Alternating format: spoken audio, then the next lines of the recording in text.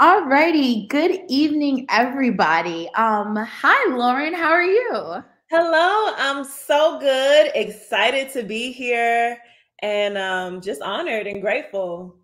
Awesome. So I'll kick things off. My name is Cheyenne Thomas, and I am one of the ambassadors for the Madison Square Boys and Girls Club.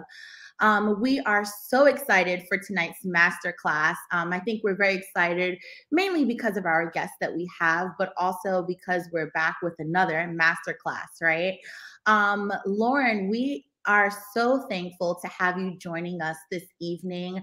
And on behalf of everyone, I just want to say thank you for taking the time to be here this evening. Of course. So, without further ado, I'm going to pass the baton to you, and please introduce yourself to everybody. Certainly. Well, thank you so much, Cheyenne. I'm honored to be here. Hello, young people. First off, I'm so excited to talk to you all and just really share a little bit more about my journey and how I got to, where I am in my life. A little bit about, what I do. I like to consider myself as a creative artist. So basically, I express myself through storytelling, through different forms of art. Okay, whether that's creating a film or whether it's acting or hosting, I like to express myself through art. I'm also an entrepreneur. So I have my own media business where I'll take my gifts and talents, my personality, my voice, and use them to help other people express themselves, whether it's a brand that needs a commercial or a musical artist that needs a music video. Pretty much, they come to me, I listen to their vision, and I kind of transform that into something tangible that people can watch and enjoy. Um, Oh, sorry, I thought you said Oh, something. So that's pretty much just a spiel about, what I do. But now, if you're ready, I can pretty much just kind of dive deep into my story a little bit. So, I grew up as a little girl on the west side of Detroit.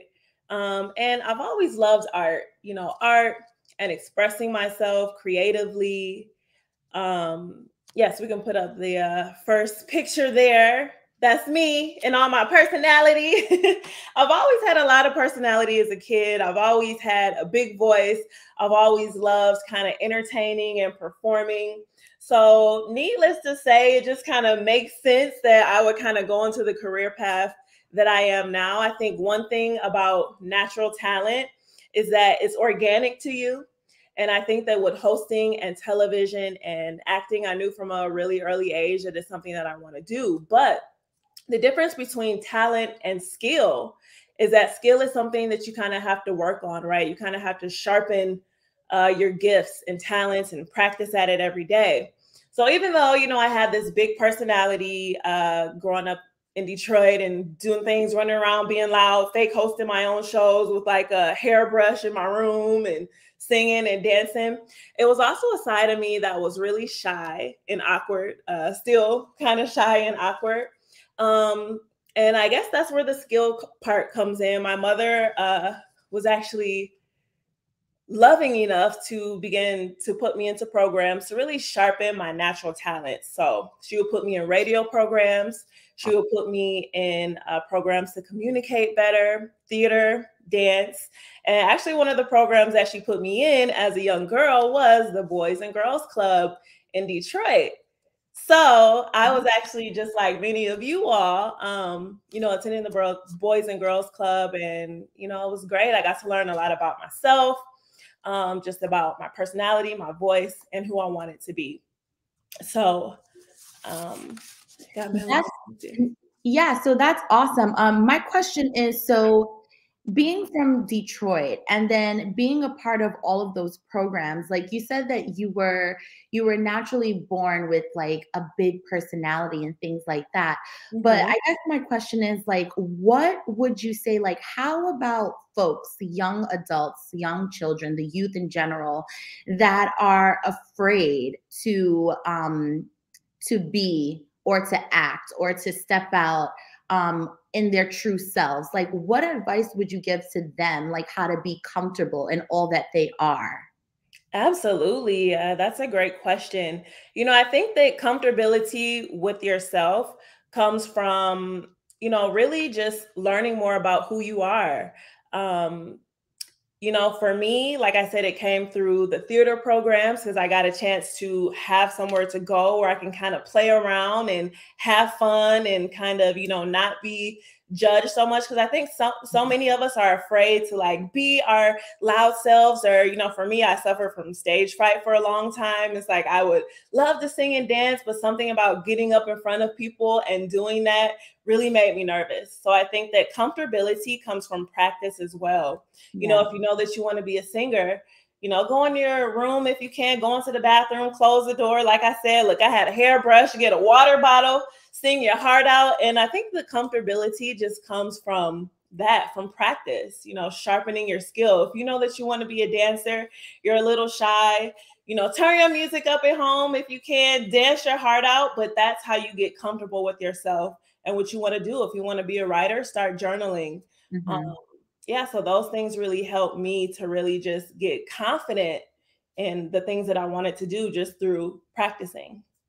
Definitely. That's really good advice. They say practice makes perfect, right? Well, Absolutely. some people, they don't believe in perfection, but it helps. It goes a Oh, long way. absolutely. Absolutely. And I think too, just kind of like with the modern way of the world, I think even being a creative or wanting to do something in the creative realm as an artist, it could be really hard, right? Because you have things like Instagram and TikTok where you see all of these people kind of doing the same trends. And a lot of the times that could be a killer of your own creativity. Because how many times do you get online, right? You look online and you find yourself kind of starting to compare your life to others. And comparison can be such a robber of joy. So, especially for a creative spirit, because I think that a lot of creative people find their joy and their creativity from within, right? It's based on, what makes them happy and things like that. So, it's hard to really live out your dreams when you're kind of, always watching someone else's dreams online. So that's something to keep in mind. Yeah, and you actually tapped on a really good topic too, because I think a lot of us that are millennials and even prior to that, we grew up in a different time. Yeah, Everything was not so social media focused, right? And absolutely. now the youth, they're growing up in a time where everything is social media like based for the most Hmm. part. Everything is like technology and all of that. So I guess how was that transition? I guess it is kind of like a transition, right? Because like we grew up in a different time, and then considering what the world is now, like how did you adapt to all of that, especially being a creative? Yeah, absolutely. I mean, I think that the interesting thing about our generation, like you said, is that we're the only generation that has kind of experienced both, pre social media life and then now, being adults while social media exists. But I mean, I think that like most things, in order for them to grow and to last long term, they have to evolve. So for me, learning, social media, it actually helped my business, especially being a creative, because it was another outlet for me, that I didn't have to be on a big, huge TV show, or I didn't have to be on the radio. It's like I have YouTube and Instagram, which is a way that I can create my own original sketches. Or if you're a singer, you can put a song on there and people can see it and, really just enjoy and get their talent out there. And I think that it's a good way for people, when used properly, social media, to really actually be social and reach people from around the world when used properly. But then Yeah. again, like I mentioned, there's a side of social media that can be not so good, so it's kind of like you have to teeter and redirect your energy when you're on the app. Yeah. I like to say like balance. You should Yes. never like indulge in anything. I say like everything in moderation. And I had to learn for myself. Social media is something that you have to, pace yourself with Oh, because absolutely. you lose Everything in yourself. moderation, for sure. Yes, definitely. So, okay. So for slide two, what do we have? So this is actually a photo of me when I was growing up in Detroit, just being a young, kind of awkward young girl who knew what I wanted to do, but didn't quite have the self-confidence yet. I always had a group of friends. These are just kind of some people that I grew up with, on the schoolyard, having a good time. But I just wanted to show this picture to, show me young, kind of wasn't sure of myself, like I mentioned, kind of growing into myself, growing into my personality, and just really trying to work on who I am and understanding my talents and my gifts as I, move forward with my life. Definitely. My question to you is, growing up, what were some of the challenges that you Mhm. faced with, like, I guess, identifying who you wanted to be in this world? Absolutely. Some of the challenges that I experienced, growing up in Detroit, in a neighborhood that was, I would say kind of low income. We had our struggles. And just kind of seeing the examples around me, I didn't have a lot of people that did a lot of creative things. So a lot of people didn't really understand it because, being an artist is a lot different than, say, someone who may want to be a doctor or be, an engineer or something like that. So I think that taking the path of creativity was a little bit difficult because, like I said, I didn't have many people to look up to. Lucky for me, in my household, it happened to be my family business. So my father also worked as a television producer, and my mom also was constantly encouraging my creative spirit. So that really helped me. But I think when it came down to it, like I mentioned, attending these programs, finding people who had the same likes that I had, that Yeah. we could kind of bounce energies off of each other and ideas was a big thing that helped me growing up. That's amazing. Mhm. And being a young person growing up in the world, especially in today's time, I think a lot of folks are starting to tap into their creativity. Um, that's Mhm. something that was really that resonated with me, as far as, like, for me growing up, when I thought of creativity, I thought of an artist, right? Like an actual person that Yeah. or that draws or something like that.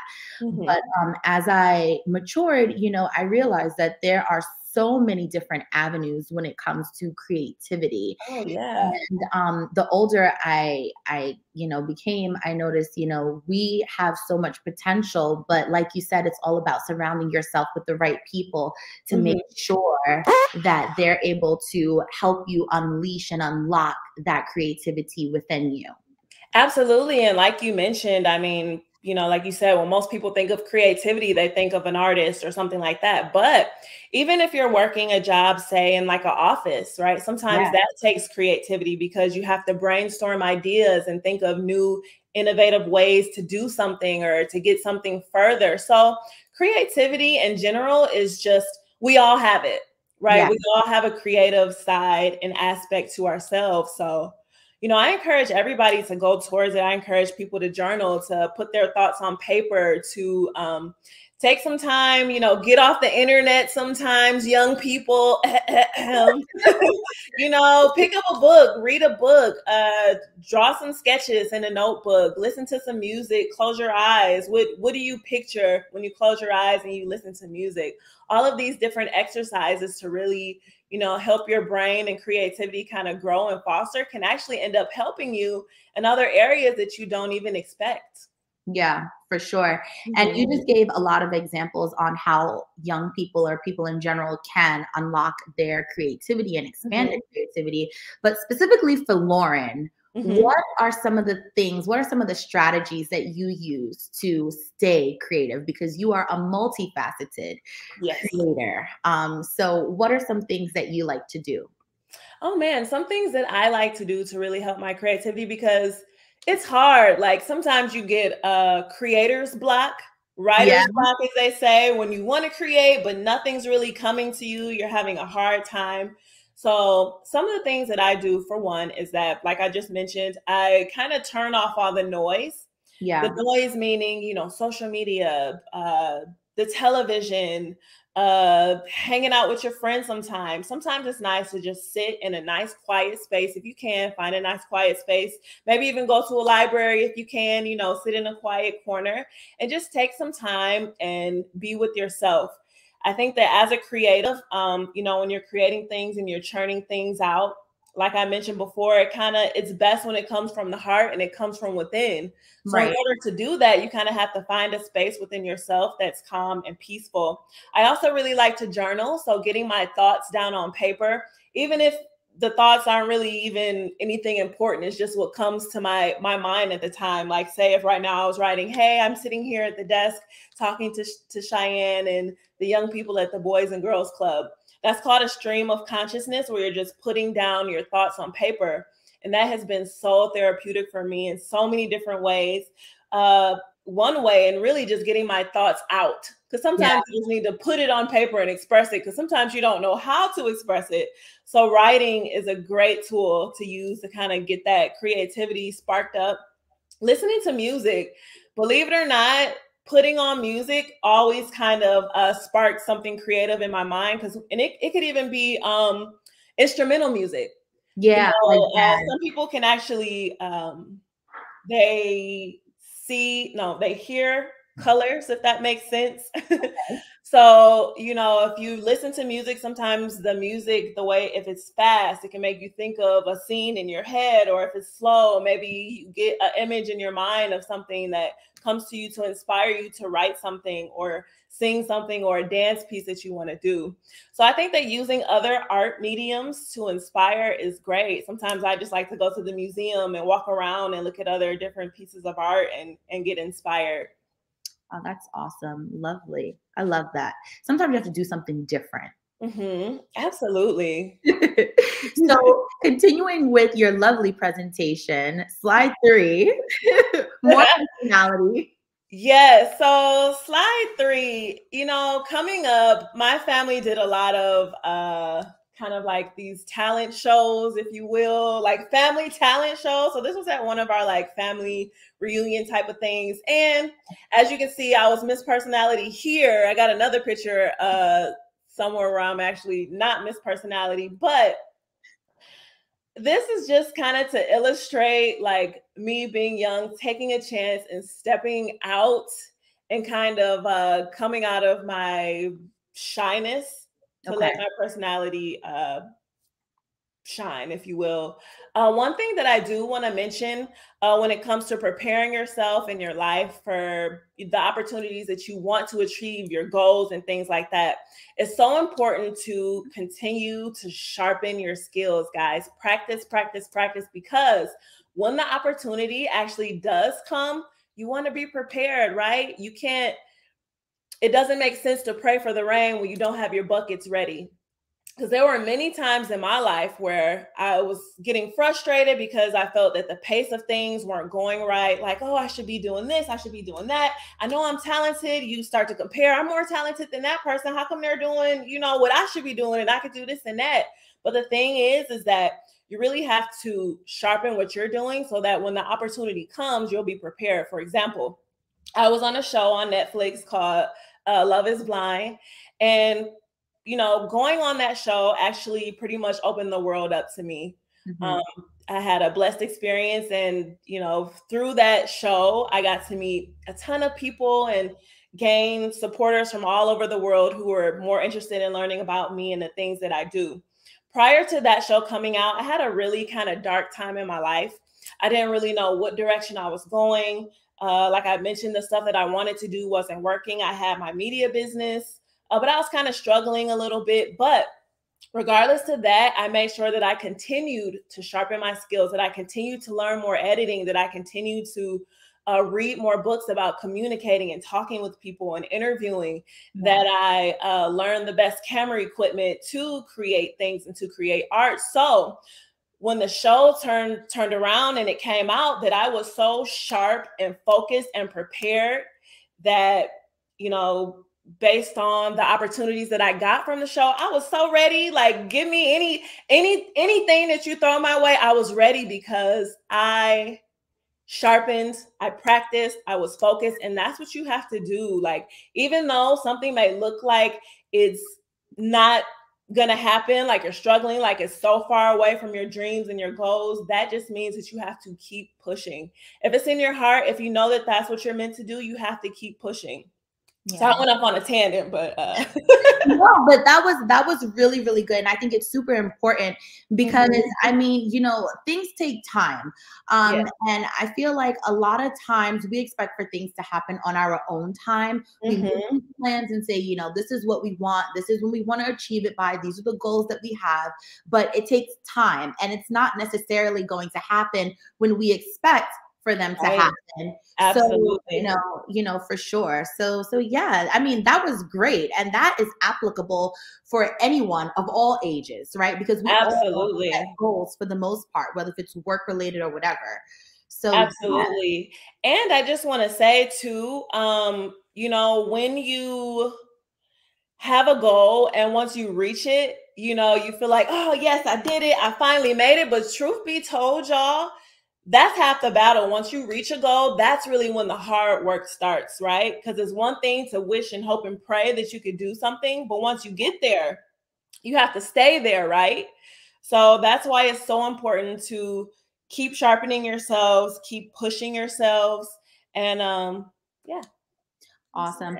I just want to say also too, I am so sorry that it looks like I'm having like a strobe party in the background.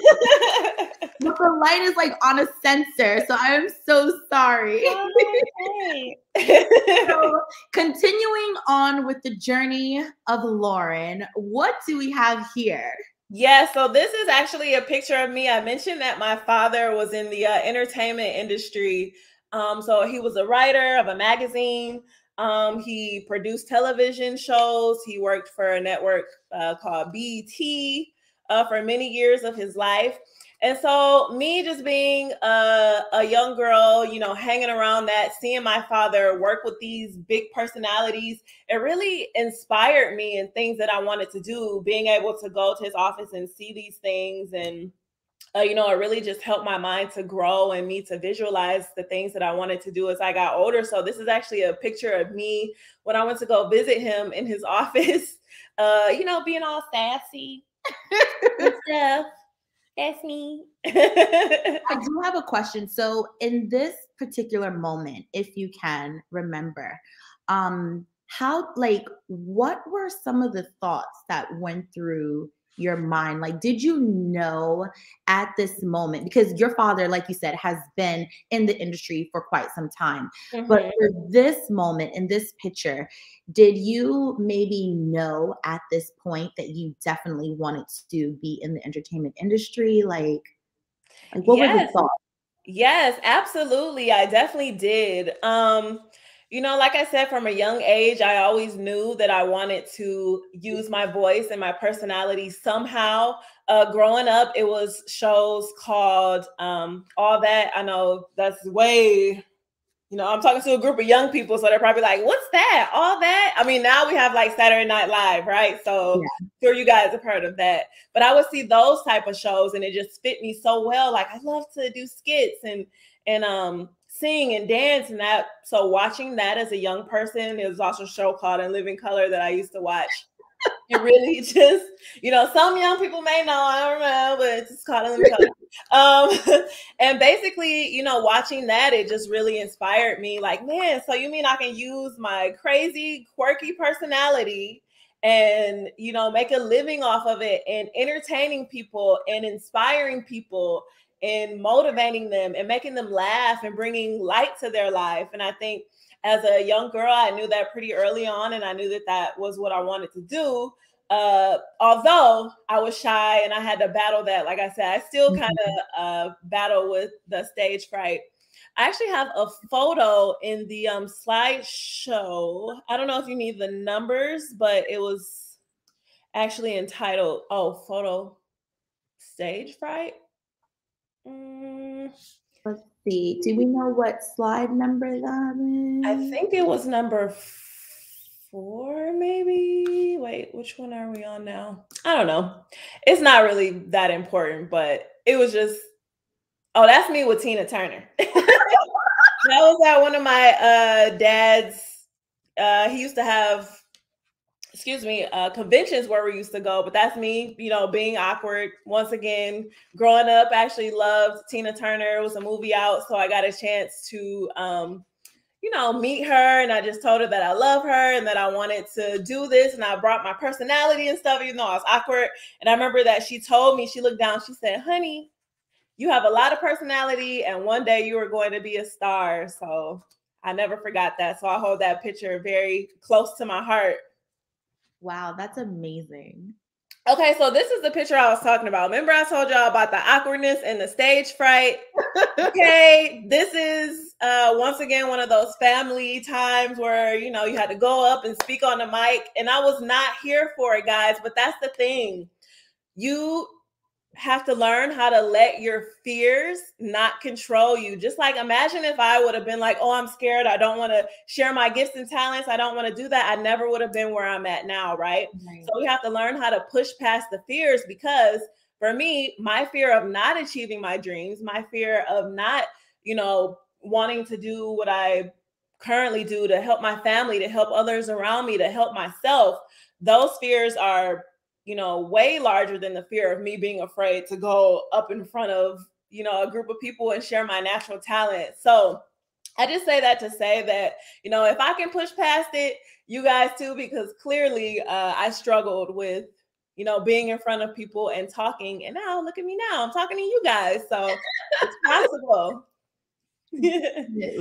So these are also just some photos of me from the one on the left is from like middle school, and the one on the right is from high school.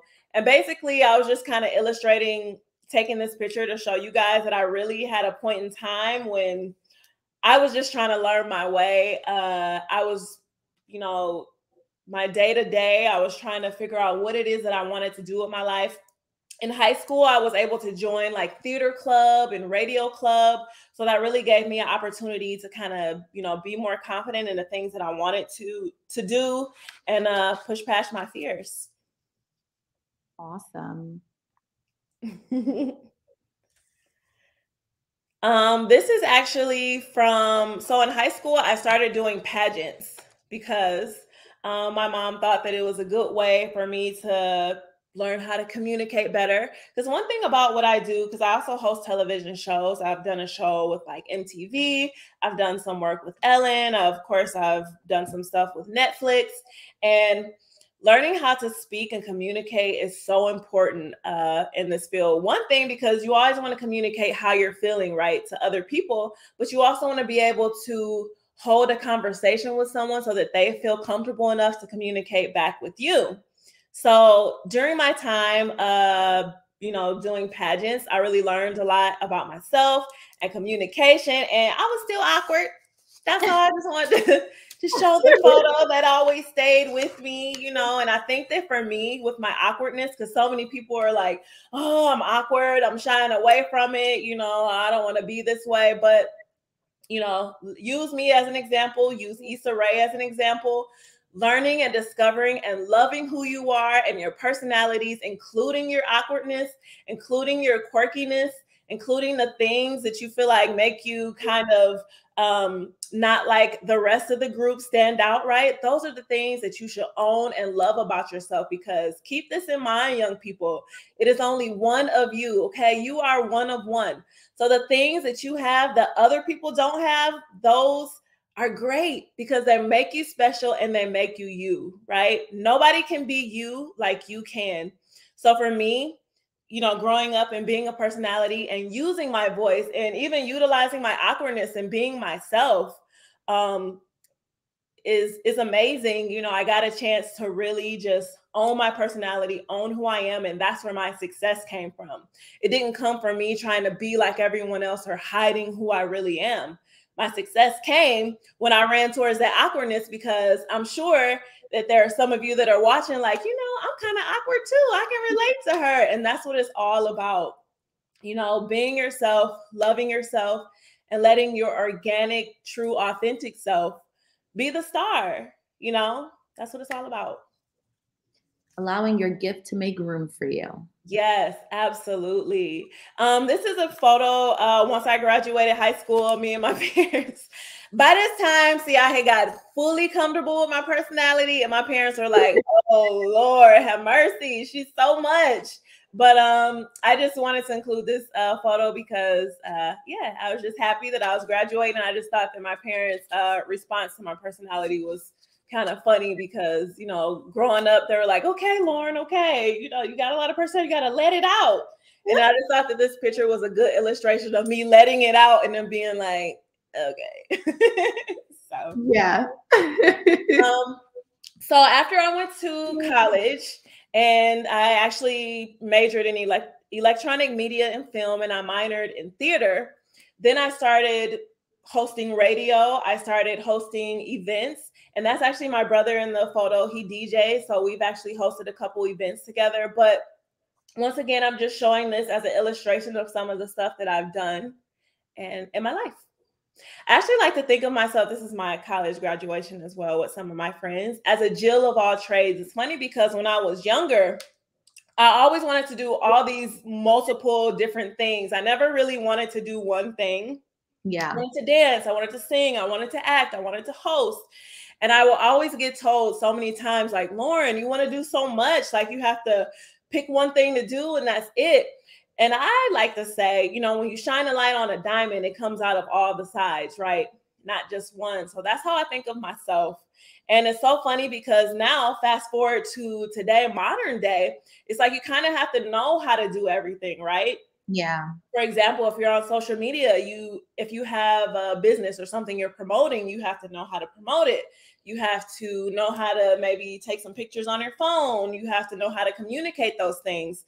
So it's always good to kind of just be multifaceted and learn different things. And also that's a good way to really learn what you're passionate about and learn, you know, what you're naturally good at as well. So then when it comes time for you to pick a skill to sharpen something that really draws you in, then, you know, that's a good way to find it, is to try different things.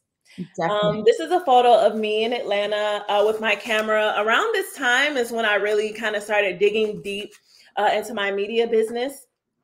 And pretty much I ended up quitting my regular job and taking a chance and really stepping out and having my own business. And you guys, it was really scary and it did not do good at first. But that's the thing about taking a chance. Sometimes you may fail. You know, it may not go exactly how you plan it to go. But the thing is that sometimes when that happens, there's always a lesson when things don't work out how you think that they should. So you take those losses and you turn them into lessons. And I really just kind of use that fuel to push me even harder, you know, push me even harder, even further, to really kind of zero in on what I wanted to do. And, you know, it just made me even hungrier. So amazing. So this is a photo of me hosting some events as my career started to kind of, you know, grow and move forward. It's just a photo of me hosting some events in Atlanta where I live. So this is actually this year. This is one of the jobs that I'm really super proud of because it's a dream that I always wanted to do. This year, I actually got to host a television show with MTV and Pepsi. Pardon me, which to me, you know, growing up, like that little girl that we saw back in those pictures before, like I used to watch MTV and dream. So the fact that I got to do this and look at me being my authentic self. Okay, I got my Bantu knots, all right, looking all beautiful and myself. And it was just a dream come true. And in that moment, I actually cried so hard on this day because all of the stuff that I had been through in life, the moments that I really wanted to give up, the moments that I thought that I would never get to this point, I thought about all those times, the times that I cried, the times that I was sad, the times that I were frustrated. And I thought to myself, like, what if I would have given up? I would never have the chance to have this moment right now. So I was just, you know, that day was like a dream come true. And, you know, if I could do it, you all can do it too. Absolutely. And this is actually from that same shoot. This was in LA and we were just kind of shooting on a mountaintop. And this is just kind of pretty much, you know, how I look at where my career is at now, just the progression of that young girl that you saw that was, you know, kind of not so comfortable with herself, not so sure of herself, and just kind of the journey to growing into myself and flourishing and yeah, just really appreciating the journey and the things that I've learned. That's amazing. First, I mean, thank you so much for sharing your journey, your story. It's Thank absolutely you. beautiful to watch the evolution. And it resonates with me. I'm pretty sure it resonates with a lot of folks that are tuned in this Mhm. evening, because I think sometimes we stand in our own way, right? Absolutely. Yes. So yeah, so thank you so much, Lauren. And I know that we have two of our alumni students that would like to jump in and ask All some right. questions of their own. We Okay. have Kamoy and Deshani. So here they are. Hello. Hey, Lauren. Hi. Hi. How are you tonight or this evening? I'm doing excellent. Excellent. Excited to be amongst such talented and special young people as yourselves. Thank you. Thank you. Likewise. Likewise. No, for sure. I'm like starstruck. So Kamoy, go ahead and kick off the questions for this evening. Okay. So hello again, Lauren. Basically, I was hearing a lot of how you came up, basically, and how you had a lot of outside influences as well as yourself that help to mold who you are in front of us right now. My question to you is, what is a moment that you felt as though you weren't qualified or you weren't what's the word, equipped with what was necessary to be where you are right now, to be doing what you're doing, to be hosting, acting, all of that? What's a time when you felt like you were unprepared or you didn't feel worthy enough? Yeah, wow, that's a great question. Oh, sorry, to add more. And what did you do to get over that? Absolutely. For me, a lot of the self-doubt in my life, I've worked hard to kind of learn how to understand when it's the little voice in my head is telling me things that aren't true. You know what I'm saying? Saying Right. that you're not worthy of this, saying that you don't have everything that you need. Because the truth be told, when it comes to your gifts and your talents, everything that you need is already inside of you. You know, you're missing nothing. It's already there. Right. It just kind of takes for you to kind of step into it and be confident. And when it comes to those things, I'm sure that you guys have heard the term fake it till you make it. You know, sometimes you just kind of have to suck it up, take a deep breath.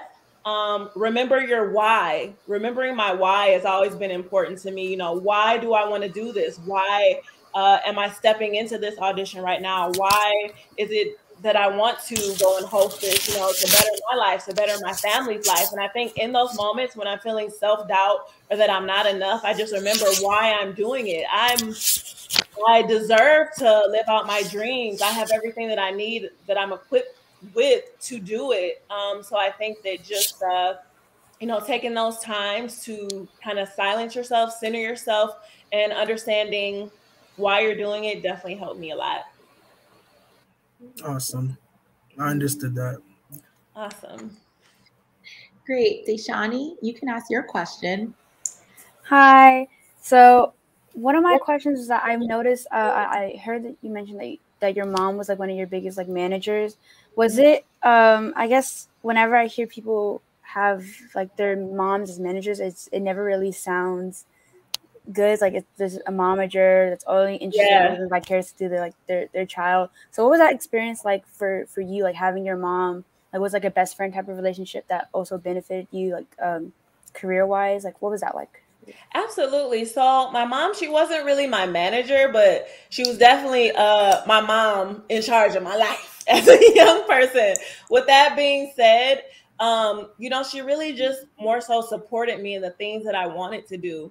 For example, if I told her that I was interested in doing dance, and she would find a dance class that I could be a part of, or if I told her that, I'm interested in doing theater, she would find a theater troupe that I can join. And, even growing up, my mom has pretty much always supported me. Of course, as most mother-daughter relationships, we've had our times when we've bumped heads because we didn't necessarily agree. But at the end of the day, she's always my mom, and I love her. And I know that she's there to support me, and, that we love each other. So just having her there to support has always meant the world to me. But she wasn't my manager, but she's always overlooking on my shoulder, if you will. So awesome. And I guess, Lauren, my question, I guess my last question would be, what advice would you have? I mean, you dropped a lot of gems this evening, right? And I think we're all grateful for that. But what advice would you give to those that are silently moving in their gifts, and that maybe they don't have the support that they need? Maybe they don't have the programs available to them to go forth and operate in their gifts. Like, they just don't have resources. They're lacking in a lot of different areas. What advice would you give to those young people? Absolutely. To those young people, I definitely say just pretty much sharpening your skill within yourself. If you can, maybe find books about it, go to the library. If you have access to YouTube, it's also great to learn things on there. But I think that it comes down to yourself. Like I said, if you want to be a singer, honey, you sing your heart out in the mirror, in the bathroom. Just act like the brush is your microphone. Practice. If you want to be a dancer, you dance. Practice your moves, stretch, get your body together. If you want to write plays, or if you want to be on television, look in the mirror, practice talking in the mirror, practice your communication skills, things like that. I think that you don't necessarily have to go to a program or a class to really learn how to sharpen and better your skill. It's something that you could do within yourself, something at home. So yeah, that's definitely what I would recommend. Awesome. And Dashani, do you have a last question? Sure. Yeah, I wanted to ask. So I remember watching Love is Blind when I was in 11th grade in high school. And that's really all I knew you from. And has there ever been a time where people have come up to you and only known you for being with your husband Cameron, and not from what you are as a person? And if so, how do you combat that? And how do you tell people that, hey, I'm more than my show, I'm more than my husband, I have my own career and I have my own life? How do you separate the two? Because Love is Blind was such a big show. I was talking about it with my friends all year. And I didn't even know that you did other stuff. So I'm sure it must get frustrating, having people come to you and only know you for one thing, and you have a whole resume of stuff that you do. Yeah, absolutely. That's a good question. Right. And I've had a lot of interviews and no one has ever asked me that question. And that's an excellent question to ask. Thank you. For me, I think that, I don't know if I would say that it's frustrating per se. If someone meets me through the platform of Love is Blind, that's how they meet me, but that doesn't have to mean that that's necessarily the only thing that they'll know about me, right? Because if you see me on Love is Blind, if you're like, I kind of want to know more about that girl, if you Google her, if you go on my page, I have all my stuff on there, the stuff that I've worked on, even just through conversations. I think not that when I meet someone new, I have to be like, hey, you also I do this too, just so you know that there's more to me. I think that when you have your gifts and talents, that they kind of speak for themselves. But, if someone doesn't understand you right off bat, that's okay, because there's always room for them to get to know you and to get to know your gifts and talents. You don't necessarily have to force them upon people. I think that sometimes naturally, when it's time for the sun to shine on the things that they need to know about, then they will. And that's just how I look at it. And, I'm grateful for the platform from Love is Blind, because like I said, that kind of introduced me to a whole audience of people from all around the world that I didn't have before. And like I mentioned during the talk earlier, you know, I've been practicing and waiting for these moments and these opportunities. All of a sudden the show comes out and people are like, hey, I like your personality. Have you ever hosted a show? Because I feel like you would be really good. And I'm like, have I? For this? Are you kidding me? I've been practicing in my mirror with a brush, hosting shows. So with a brush, a water bottle, a brush, whatever you got. But you know, it's those moments that make all the difference. It's the preparation when the opportunity comes. You may not know who I am, but you will, right? Mm-hmm. But you will. Awesome. Thank you. And Kamoy, you have one more question. Yes, I do. As we all know, maybe this meeting might have been in person. We don't know, but we are living in a pandemic right now, and it's literally evolving and mutating basically every day now. Yeah. How did this pandemic change who you are as a person?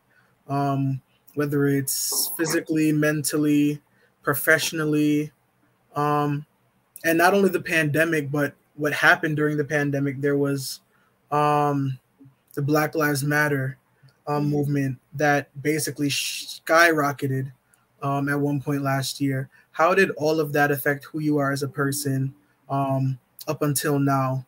Because we know this meeting might have been in person. We might have been sitting next to each other. Absolutely. So like your career, how did things change for that? How did you adapt? What did you have to overcome? Things like that. Yeah, absolutely, man. I mean, I feel like last year was such a loaded year for so many different reasons. I mean, we all experienced the things that were happening in the pandemic, right? We were all affected. It wasn't just something that affected one person or a few people. We all felt it. And I think that for me, kind of being forced to sit still and be at home really in the midst of everything that was happening, like you said, with the Black Lives Matter movement and all the racial things that were happening, it really was an awakening for me of who I am in this world and who I want to be in this world so that I can go and change it in the future, right? Right. Career-wise, I think that it really just kind of forced me to sit and focus on the things that I want to do. I would say just overall in the pandemic, it really just gave me a new respect for life in general, for how precious life is, for really valuing life and people for who they are. And it just taught me a lot about being a human being, existing as a human being on this earth, in this society, and how I want to be better, how I want to inspire others to be better, how I plan on changing the world in different ways, and hopefully inspiring and motivating other people to do so. Because it was definitely a struggle for me. I mean, especially that was the same year when the show came out. So imagine me, you know, kind of all of a sudden having all this platform and all these people watching me and being in a situation that kind of had a racial undertone of being on the show already. And then, you know, you have all of the things that are happening with the BLM movement. It was a lot for me to handle at first, just kind of all that stuff kind of crashing into each other at once. But I realized that it was really important for me to take my time and really assess and understand everything that was going on and then kind of move from there. So. Awesome. Yeah. Awesome. Thank you both, Deshani and Kamoy. And I believe we have one question from the audience. If we can get it on the screen. Okay, so question for you, Lauren. What are you currently working on now that you can share from Annie Speller? Yes, Annie Speller. Well, I'm working on a lot of different things. One thing that I'm really super excited about is really creating my own original content. So I'm actually planning on writing some shows, some documentaries, furthering my business, hosting some new stuff. You know, I can't say too much right here. But just continuing to work and using my voice and my personality to make a difference in this world. You know, I don't just want to be known as the girl from Love is Blind. I want to use my platform and my voice and my life to be an example for others to go forward and be light and be love in this world because it's so necessary. So that is my goals. Those are my plans for this up and coming year. And yeah, I'm happy to be here and start here. Awesome.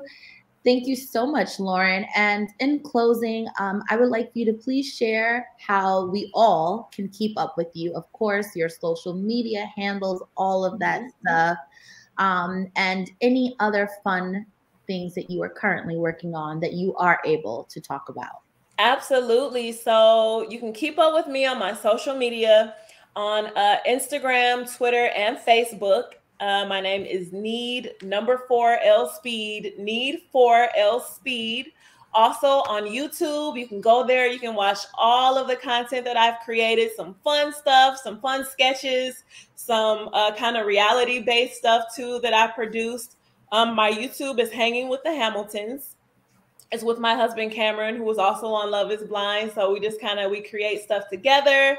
But those are places you can go to check me out, check out the stuff that I do, and yeah, learn more about me. Awesome. Well, on behalf of the entire Madison Square Boys and Girls Club, Jade, Sarah, myself, and everyone that is tuned in tonight, I just want to say thank you once again, Lauren, for joining us, for spilling the tea on your life, on your journey, and just dropping all those gems that you did drop this evening. Definitely quite a few tweetable moments.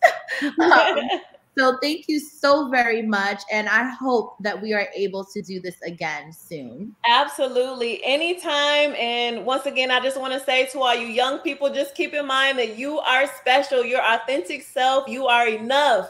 The original. You don't need to be a copy. You, yourself, you have everything. You're equipped with everything that you need to go out into the world and become the best version of yourself so that you can make it better for those that come after you. So thank you so much for having me. I'm so honored and blessed to spend this time with you guys. And anytime y'all need me to come back, I'm here. Thank you. I'll make sure that my strobe light isn't going off. Yes, it's a dance party. For sure. Thank you so much. And you all have a great night. Thank you. Thank you so much, Lauren. It was nice meeting you. Thank you.